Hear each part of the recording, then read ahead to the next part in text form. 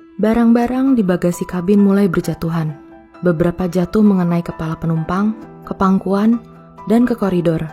Aku merasa seperti berputar-putar di dalam mesin cuci.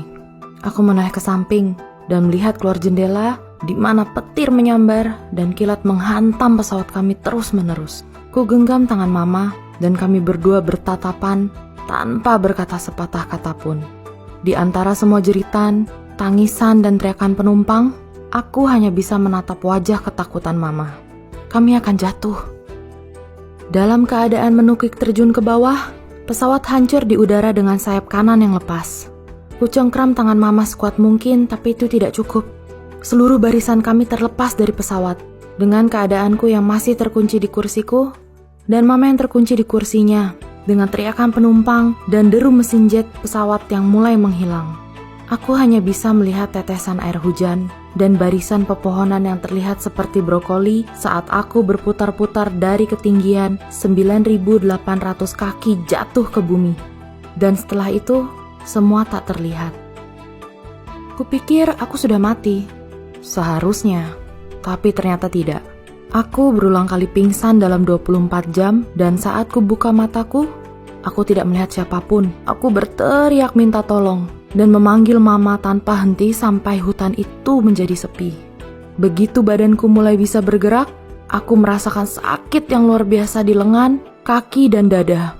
Terjatuh dari ketinggian 3,5 dari Burj Khalifa, gedung tertinggi di dunia, dan lukaku sebatas luka dalam di lengan dan kaki tapi tidak mengancam hidup. Mata bengkak yang membuatku tak bisa melihat jelas, dan patah tulang selangkah.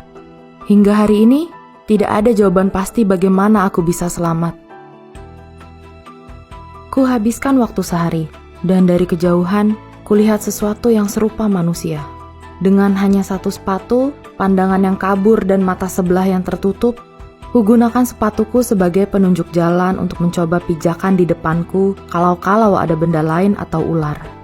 Aku mendekat dengan perasaan lega karena tidak sendirian. Tapi saat semakin mendekat, kusadari kaki mereka menghadap ke langit dan kepala mereka di tanah dengan badan masih terkunci di bangku. Kepalaku berputar, tak bisa bergerak. Kupandangi tubuh di depanku dan melihat ada satu wanita yang kupikir Mama. Namun semakin kuperhatikan, wanita tersebut mewarnai kuku kakinya. Mamaku tidak pernah mewarnai kuku kakinya. Aku lega, sekaligus malu dengan reaksiku. Itu pertama kalinya aku melihat jasad. 4 hari berikutnya, aku menemukan sungai dan merangkak menyusuri sungai dengan rasa capek kurang tidur karena digigiti serangga sepanjang malam. Aku menemukan sekantung permen sebagai sumber makanan, tapi itu sudah habis. Parahnya lagi, aku mendengar suara helikopter di kejauhan, seakan menyindir, karena mereka tidak bisa melihatku di dalam hutan lebat ini dengan memberikan harapan palsu penyelamatan. Aku kesepian, takut. Kadang kupikir, apa lebih baik mati dalam kecelakaan daripada hidup dengan kondisi mengenaskan seperti ini. Tetap saja, aku merangkak dan mengapung di sungai berhari-hari dengan harapan antara mati atau diselamatkan secepatnya.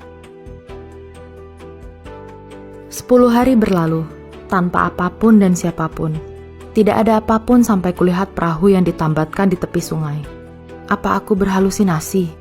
Tidak, kusentuh perahu itu. Itu nyata. Tenaga yang masih tersisa kugunakan mencari pemilik perahu tersebut. Tidak ada siapa-siapa, tapi aku menemukan jalan setapak yang menuntunku ke sebuah pondok beratap daun palem. Aku mungkin tidak punya makanan, tapi setidaknya ada tempat berlindung. Saat malam datang, aku merasa ada yang merayap di lengan atasku. Kurasa aku tahu apa itu, tapi aku memilih tidak percaya. Kulihat lenganku dan mendapati belatung merayapi lukaku yang terbuka.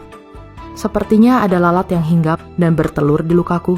Lenganku terluka, dan belatung memakan sel daging yang mati. Mataku tertuju pada galon berisi bensin untuk perahu, dan aku teringat akan lukaku. Aku ingat anjingku memiliki infeksi yang sama, dan papa mengobatinya dengan menggunakan minyak tanah. Dengan ketakutan akan kehilangan lenganku, dan meski tidak tahu jika aku bisa kehilangan nyawa, ku tuang bensin dan membiarkan mengalir ke lukaku tidak lebih dari ukuran 1 koin euro. Tak lama, belatung mulai berusaha menggerogoti lukaku lebih dalam. Kugigit kaus untuk menahan rasa sakit yang luar biasa.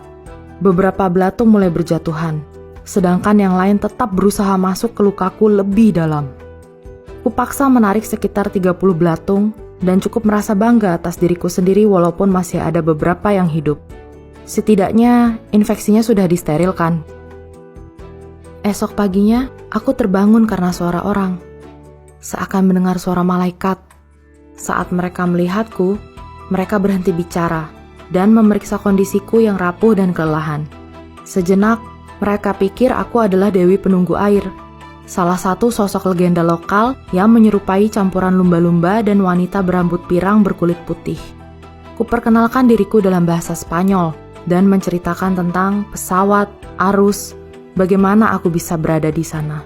Mereka sudah dengar tentang kecelakaan pesawat dan menyediakan makanan serta mengobati lukaku. Esok harinya, mereka membawaku ke kota dan aku segera dibawa ke rumah sakit terdekat di mana papa sudah menungguku dengan cemas. Kami tidak berkata apapun, hanya saling berpelukan dan tidak melepaskan genggaman satu sama lain. Dokter mendiagnosaku dengan ligamen kaki sobek, leher keseleo, patah tulang kering, luka gores dalam di lengan dan kaki, dan mata bengkak yang disebabkan pembuluh darah kapiler yang pecah saat jatuh dari ketinggian. Total, aku menghabiskan 11 hari di hutan Amazon. Dari 91 jiwa di Lansa Flight 508 di umur 17 tahun, aku adalah satu-satunya korban selamat. Dikonfirmasikan kemudian bahwa mama ternyata juga sempat selamat, tapi dikarenakan luka yang parah, beliau tidak bisa bergerak. Mama meninggal beberapa hari kemudian. Sendirian, sakit, dan ketakutan.